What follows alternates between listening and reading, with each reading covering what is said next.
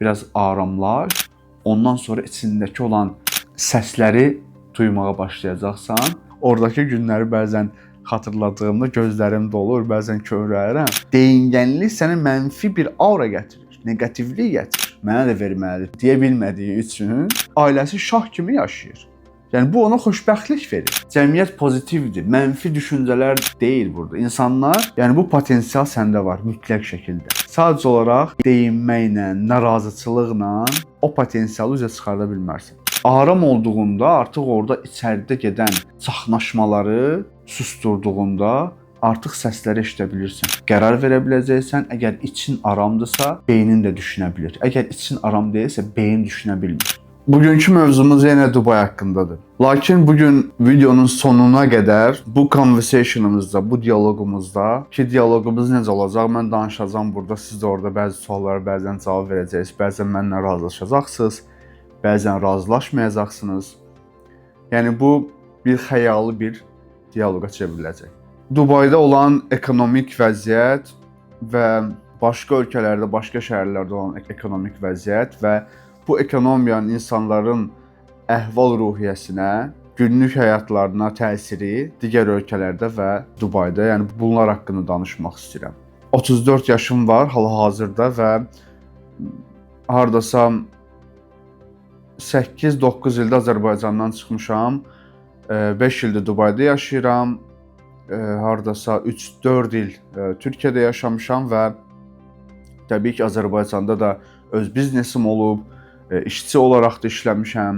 Lakin oradakı həyat tərzi, yəni 3 ölkədə yaşamışam. Azərbaycanda, Bakı şəhərində, Türkiyədə, İstanbulda və hal-hazırda Dubaidə. Yəni bu 3 ölkəni, 3 şəhəri götürdüyümüzdə və təhlil elədiyimizdə həyat tərzləri necədir? Yəni təbii ki, mən onların üçünü də artıq yaşadığım üçün artıq mən də bilirəm.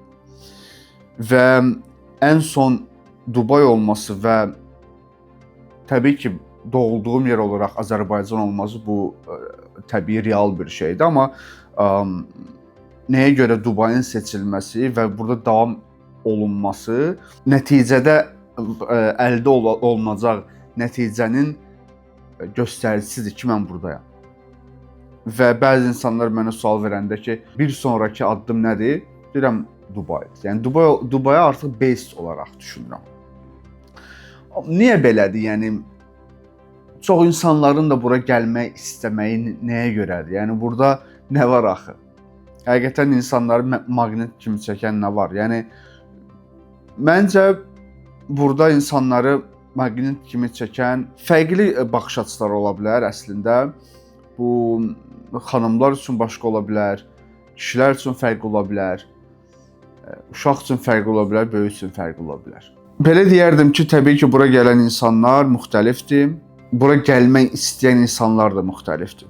İndi mən Azərbaycandakı vəziyyəti götürüm. Yəni Azərbaycanda təbii ki, hər şey günü-gündən yaxşılaşır, günü-gündən inkişaf eləyir, insanların əhval-ruhiyyəsi yüksəlir. Lakin bu acı bir gerçəkdir ki, həqiqətən insan Azərbaycana gedəndə, Bakıya gedəndə, yəni Azərbaycan olaraq Bakını nəzərdə tuturam da hal-hazırda mən. İnsanlarda olan mənfi aura həqiqətən də təsir edir insana. Bilmirəm, bu marşrutda ola bilər, maşın sürücüsü, maşın yolda ola bilər, taksidə gedirsə, taksidə ola bilər və yaxud da digər yerlərdə ola bilər. Yəni heç bir fərqi yoxdur. İctimaiyyətdə, ümumiyyətlə, insan olduğu yerdə insana təsir edən bu auradan söhbət edirəm mən. İnsanların narazıçılıqları, insanların qane olmamaqları, bu artıq bir mənfi, bir neqativliyə gətirib çıxardır ki, o da insanlara sirayət eləyir. Amma mən bunu deyərdim ki, Azərbaycanda, Bakıda çox böyük şərait var. Yəni pul qazanmaq üçün həqiqətən də çox böyük şərait var. Lakin məncə insanlar bunu görmürlər və yaxud da ki, görməyə çalışmırlar və yaxud da fikirləri başqa yerdədir. Ora odaklana bilmirlər deyənə.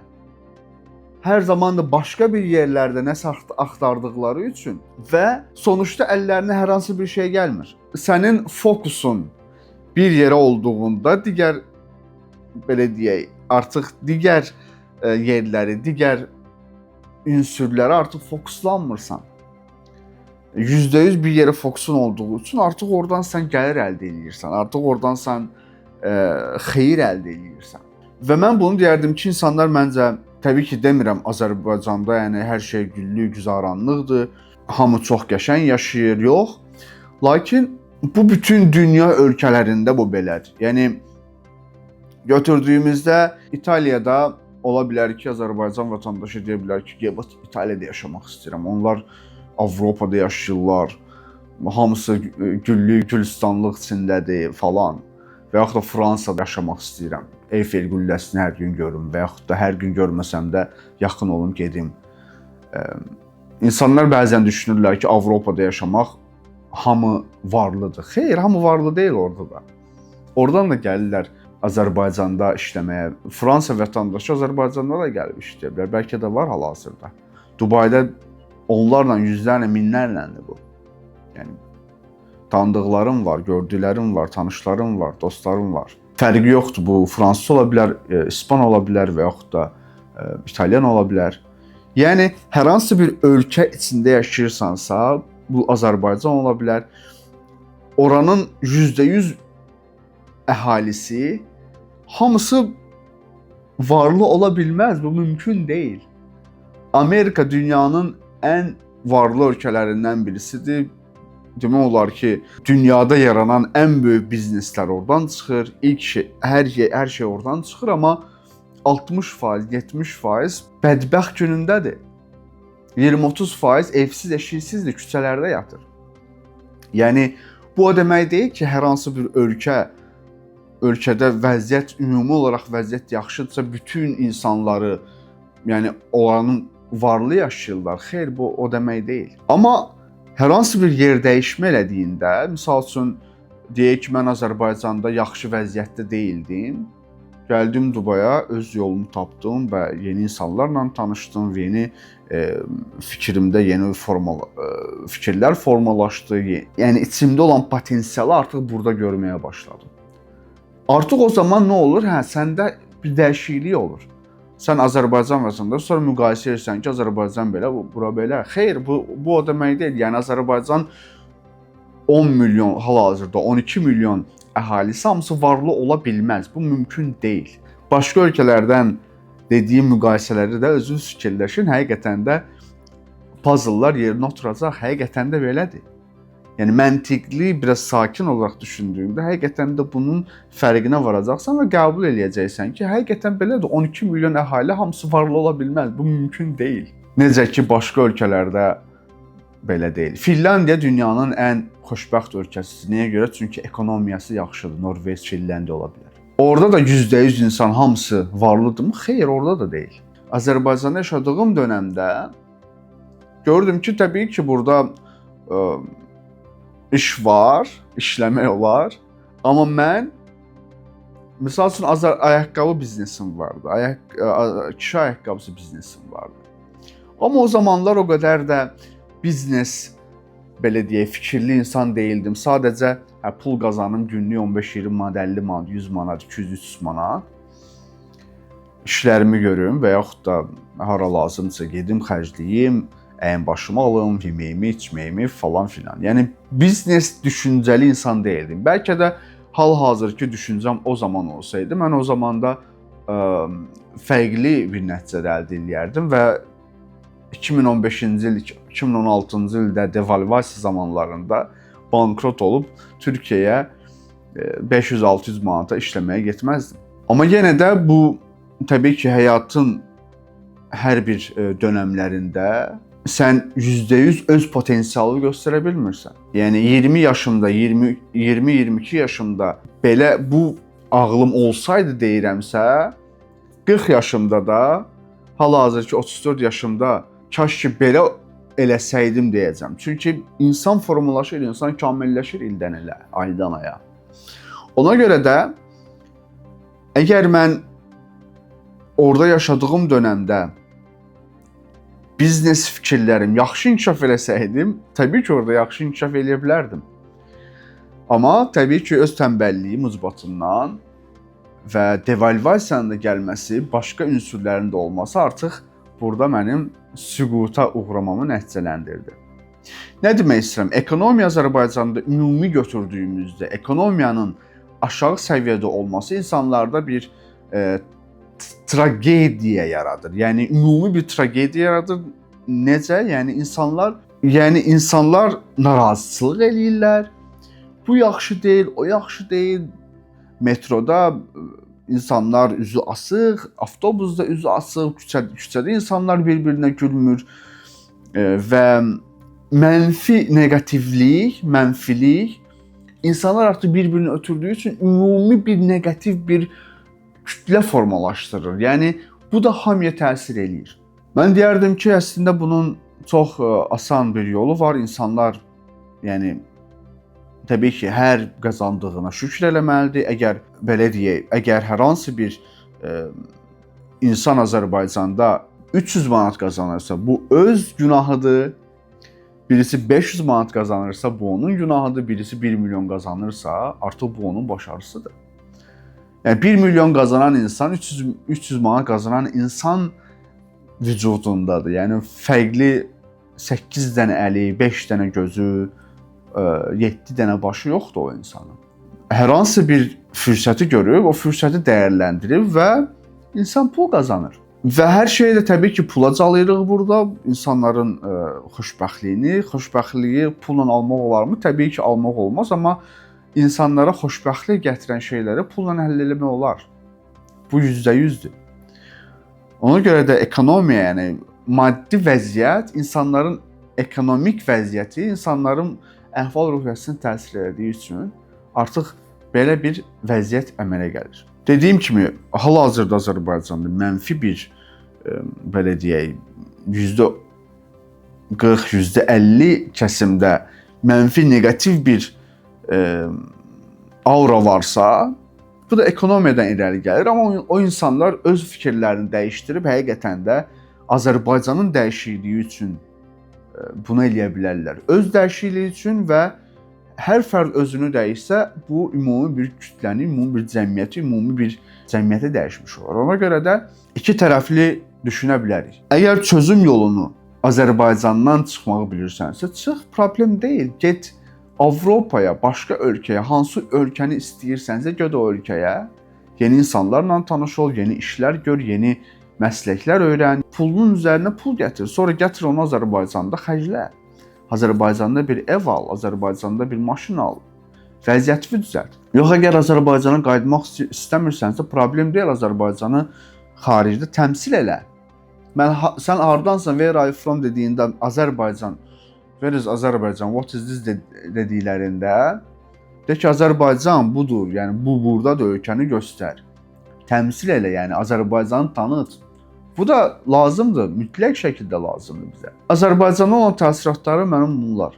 Sonra Türkiyə taşındıqda, Türkiyə təbii ki, elə bir vəziyyətdə getdim ki, artıq sıfırın altında, mənfinin altında. Lakin orada da ilkin mərhələdə, yəni Azərbaycanda gördüyüm vəziyyətin çox ən pisini gördüm. Çünki elə bir yerə düşmüşdüm ki, artıq orada belə deyək də, yaşam şərtləri çox ağır idi. Yəni bərbad bir iş, zibilxana, rəsmən zibilxana, ətrafındakı insanlar, murdar insanlar, Salih heç bir zaman belə yerdə, yəni belə şeyləri görməyən bir insan, yaşamayan insan təbii ki. Amma o ağırlıq, yəni səndə olan maddiyyatın ağırlığı artıq bəzi şeylərə dözməyə məcbur eləyir səni artıq. Sən bundan yaxşısını istəyirsən təbii ki, lakin pulun yoxdur cibində, maddiyyatın bunu imkan vermir. Nə etməlisən? Dözməlisən. Lakin o dözməyə alışdıqdan sonra bunu davam elətdirməməlisən. Müəyyən insan həyatında olan müəyyən bir xırda nüanslar, müəyyən bir xırda zamanlar olur ki, orada bu sənin yerin deyil, bu sənin düşəcəyin bir vəziyyət deyil, amma səbr eləməlisən. Bilirsən ki, bunun arxasında nəsə var. Çünki həyat düşmələr, qalxmalardan ibarətdir. Hər zaman belə gedə bilməz.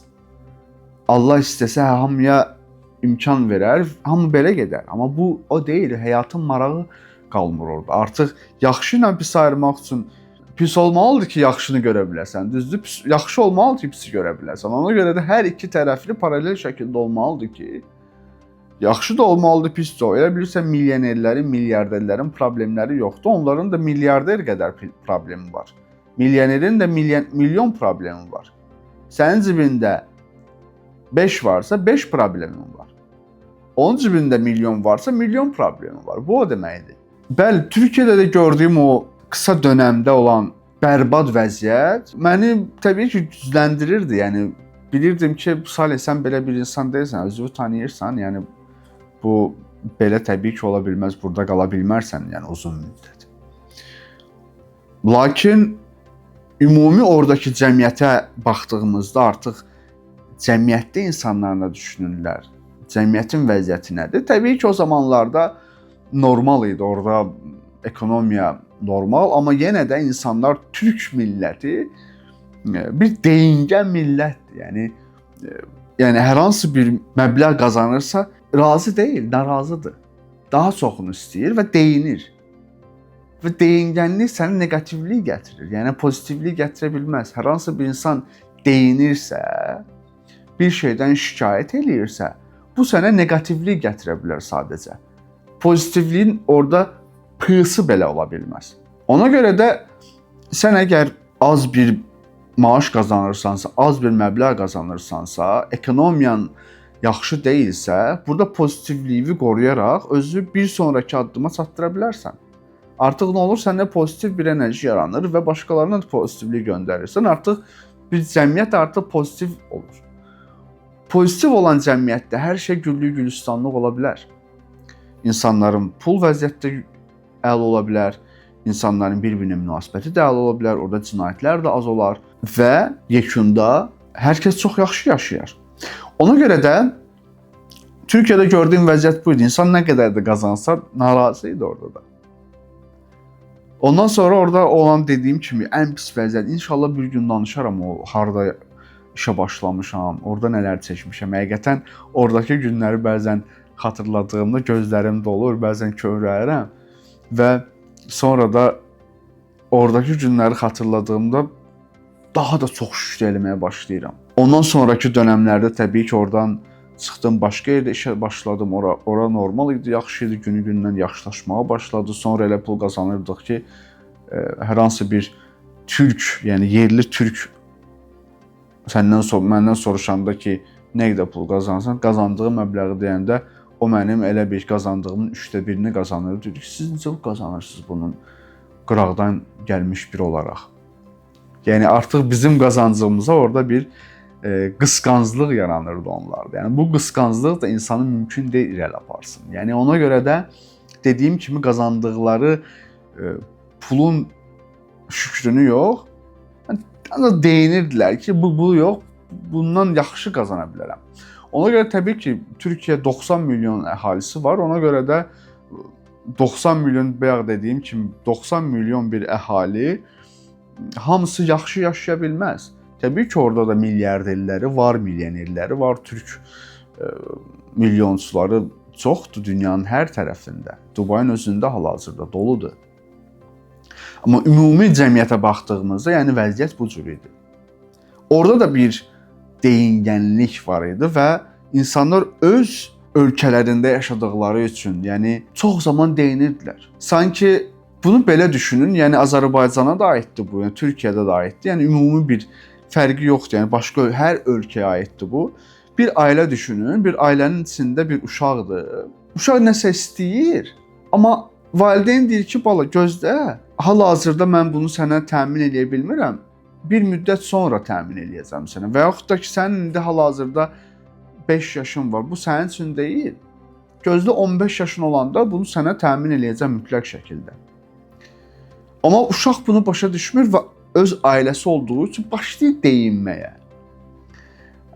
Ala bilərlər, amma almırlar, nəyə görə belədir falan. Amma getsə başqa bir ailənin içində olsa, getsə məsələn dayısı ilə getsin, xalası ilə getsin, əmisi ilə, nənəsi ilə getsin, eyni şey istəsə, desə ki, mən bunu istəyirəm, onlar da eyni cavabı versələr ona və yaxud da ki, müəyyən bir qismini versələr və eyni cavab nəticədə eyni cavab olmuş olsa uşağa istədiyi şeydə, orada o qədər də deyingənlik yaşamayacaq. Çünki öz evi deyil, o deyinmək üçün rahatçılığı tapa bilmir orada. Yəqin ki, bu oxşatmanı, yəni çatdıra bildim mən sizə və orada bir cəmiyyətdə, yəni dövlət miqyasını götürdüyümüzdə biz ancaq deyinirik, amma əlimizə gəlmir.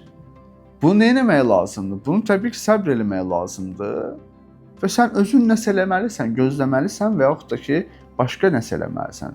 Deyingənlik sənə mənfi bir aura gətirir, neqativlik gətirir. Başqa ölkəyə getdiyində onu deyinib deyə bilmirsən, bu dövlət mənə bunu verməlidir deyə bilmirsən. Çünki sanki sən öz ölkəndə sanki düşünürsən ki, bu ölkə başçısı deyə və yaxud da ki, məmurlar deyə və yaxud da hər hansı sanki sənin böyüklərin də onlardan bir şey istəyirsən, onlar sənə anında vermir, gözlə, bu olacaq. Yəni bu evdə olan o uşaq kimi deyinir, sən də bu cəmiyyətə deyinirsən. Amma başqa bir yerə getdiyində, deyək ki, ölkəvi dəyişdiyində, orada istədiyin şey istədiyində gəlməsə belə deyinmirsən o qədər də. Çünki deyirsən, bura başqa bir ölkədir, mən bura deyinə bilmərəm. Ona görə də artıq burada deyinmədiyin üçün bir neqativlik olmur səndə. Hər zaman deyirsən ki, bura başqa bir ölkədir, çətinliyim də olsa, bu çətinlikdən çıxmaq üçün mən nəsə eləməliyəm. Artıq burada səndə pozitivlik yaranır. Ona görə də öz ölkəmizdə hal-hazırda harda yaşayırsınızsa, fərqi yoxdur. Bu Avropa ola bilər, Asiya ola bilər, hansısa bir ölkəsi, Ərəb ölkəsi ola bilər və yaxud da ki, başqa bir yerlərdə yaşayan bir insanlar ola bilər. Yaşadığı yerdə, doğulduğu yerin sanki ərk elədiyi üçün, istədiyi şey ala bilmədiyi üçün başqa deyinməyə ehtiyac yoxdur. Pozitivliyi qoruyub, onun arxasına getməlisən, başqa variantın yoxdur.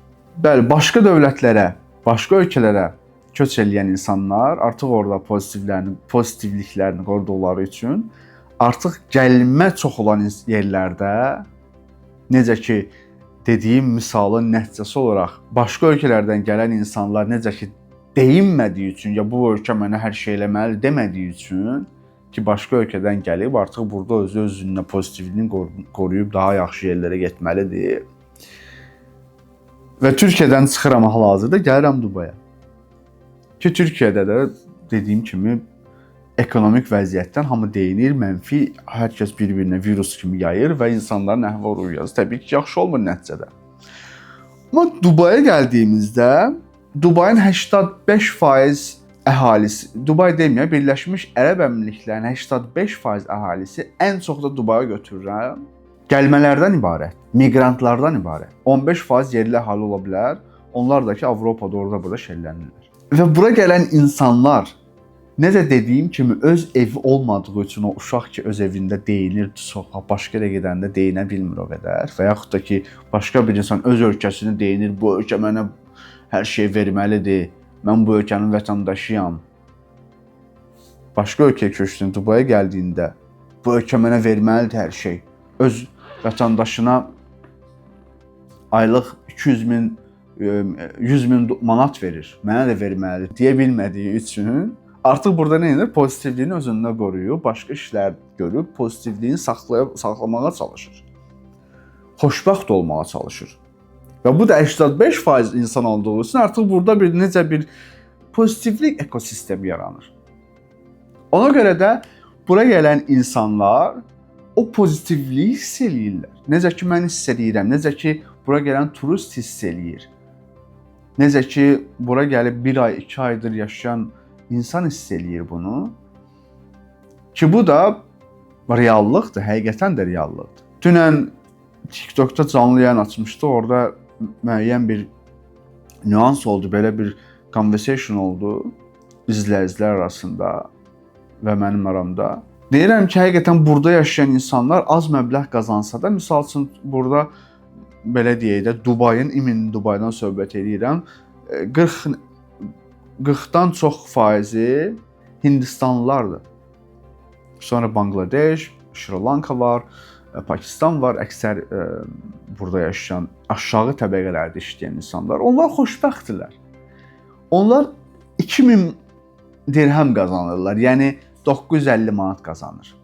Və yaxud da 1500 manat qazansın, deyək ki, biraz yüksək qazananlar. Burada qalmağı var, burada yeməyi var, hamısı rasxodlarla qarışıqdır. Öz ölkəsinə hardasa 200-300 dollar göndərə bilir. Amma burada həqiqətən xoşbəxtdir. Bir evdə 30 nəfər qalırlar. Amma xoşbəxtdir. Niyə? Çünki öz ölkəsində bərbad vəziyyətdə yaşayır. Və bərbad vəziyyətdə yaşadığı halda hər ay 200-300 dolları oradan hər hansı bir yerdən qazana bilmir o. Burada özü gəlir, işləyir, böyük bir megapolisdə yaşayır, taksi şoförü isə taksi sürür. Yaxşı yerdə qalmasa belə, 30 nəfərlə qalsa belə, yaxşı yemək yeməsə belə ki, onlar adət ənənəsidir, yəni yeməkləri o qədər də lüks olmamağı. Amma öz ölkəsinə hər ay 200 dollar göndərir, orada ailəsi şah kimi yaşayır. Yəni bu ona xoşbəxtlik verir. Və böyük faiz insanlar da belə olduğu üçün artıq burada nə olur? Bir pozitivlik var. İnsanlar əhval-ruhiyyəsi yaxşıdır burada. Və bu pozitivlik də mənə də yansıyır. Başqasına da yansıyır. Və bu ümumi cəmiyyət olaraq hamı hiss edir bunu. Burada Deira ərazisi var. Yəni Dubaya gələn insanlar çoxsu bilir bunu. Gəlməyənlər də ola bilər videolarda görsünlər. Mənim videolarımda da var. Deiranı mən heç vaxt Dubay adlandıra bilmərəm. Oranı mən deyirəm ki, ora Mumbai'dir. Yəni sağa baxırsan Hindistan, sola baxırsan Hindistan. Çox üzr istəyirəm. Yəni bunu deməyə istəməzdim, amma baxırsan insan vücudunda olan insanlar deyil. Hamısı belə qəribə, yəni sanki ən bir bərbad yerlərdən götürüblər, gətirib atıblar o insanlar. Yəni belə bir insanların ətrafıdır, amma onlar da xoşbəxt orada. Niyə? Çünki müəyyən pul qazanırlar, yeməkləri, içməkləri, orada öz ölkəsində kim acından ölmür və hər ay öz ölkəsinə nəsə göndərir. Başqa ölkələrdən, yəni normal yaşayan insanlar olsun, dediyim kimi Fransadan, Avropa ölkələrindən, Amerikadan, İngiltərədən hətta bura gələn insanlar var. Afrikanın Cənubi Afrika Respublikası, yəni normal yaşayışı olan bir ölkədə oradan gələn insanlar var. Asiyadan, Yaponiyadan, Çindən gələn insanlar var biznes üçün bura. Və yaxud da ki, işləmək üçün də gələn insanlar var. Çinlilər var burada. 2 milyard əhalisi hamısı zəngin deyil təbii ki. Azərbaycan 12 milyon əhalisi hamısı zəngin ola bilməz. Bu mümkün deyil. Başqa ölkələrdən gələn insanlar bura, artıq müxtəlif yerlərdən gələn insanlar, müxtəlif kateqoriyada olan insanlar var və onlar belə deyə öz ölkəsində zehinli bir insandır, biznes quran, biznesi olan insandır, orada 5 qazanırsa bura gəlir, burada 15 qazana bilir. Çünki niyə? Çünki burada cəmiyyətdə bir pozitivlik var. Cəmiyyət pozitivdir, mənfi düşüncələr deyil burada. İnsanlar və bu bir enerjidir. Birləşmiş Ərəb Əmirliklərində yaşayan, Birləşmiş Ərəb Əmirliklərinin sakini olan insan ola bilər ki, burada istədiyi kimi yaşamasın. Bu da ola bilər. O da gedir hər hansı İngiltərədə daha yüksək vəzifələrə çatır və yaxud istədiyi həyatı orada yaşaya bilir. Yəni bu hər zaman belədir. Bu heç bir zaman dəyişməyəcək. Ona görə də əgər hal-hazırda hansı vəziyyətdəsinizsə, məncə şükür eləyin. Bu vəziyyətdən çıxmaq üçün başqasını günahlandırmaq əvəzinə özündə olan, içində olan potensialı axtar tap. Əgər harda yaşayırsansa, orada o potensialı üzə çıxarda bilirsənsə, orada üzə çıxar. Orada üzə çıxarda bilmirsənsə, sərhədi keç, başqa yerdə çıxar. Yəni bu potensial səndə var mütləq şəkildə. Özünə inan, narazıçılıq eləmə, yaşadığın, harda yaşayırsansa hal-hazırda bu potensial səndə var. Və bu potensial səndə var. Sadəcə olaraq deyinməklə, narazıçılıqla o potensialı üzə çıxarda bilmərsən. Hər hansı bir potensialınızı görmək istəyirsinizsə, bəs mən istəyirəm bunu, necə görəcəm mən bunu? Sakit olmalısan. Biraz aramlaşmalısın. Aram olduğunda artıq orada içəridə gedən çaxnaşmaları susturduğunda artıq səsləri eşidə bilirsən. Bir bazara getdiyində orada olan hər kəsin danışığından nəsə başa düşə bilirsən? Yox. Amma sən bir kitabxanaya get, orada olan sakitçilik biri bir dənə A desə, belə başa düşərsən. Düzdür? Ona görə də bazardan çıx, kitabxanaya get, biraz aramlaş, ondan sonra içindəki olan səsləri duymağa başlayacaqsan.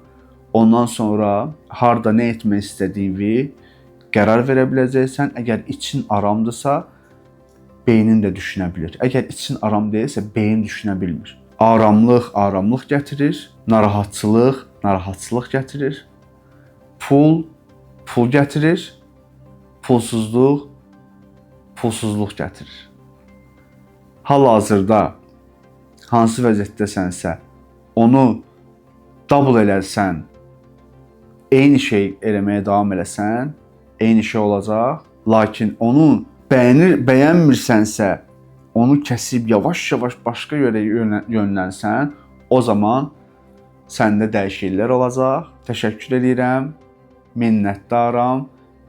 Bu fərqli bir mövzuda bir video oldu. Əgər belə videoların gəlməyini istəyirsinizsə, zəhmət olmasa rəylər qismində fikirlərinizi bildirin. İlk öncə məndə formalaşan bu fikrə səhər durdum, inan ki, bədahətən bu gəldi məndə. Elə indi yuxudan oyanmışam, dedim sizinlə də bölüşüm. Öz fikirlərinizi zəhmət olmasa rəylərdə bildirin. Belə videoların çox gəlməyini istəyirsinizsə, yenə də bildirin rəylərdə. İradlarınız varsa, iradlarınızı da bildirin. Təşəkkür edirəm, minnətdaram. Özünüzə yaxşı baxın.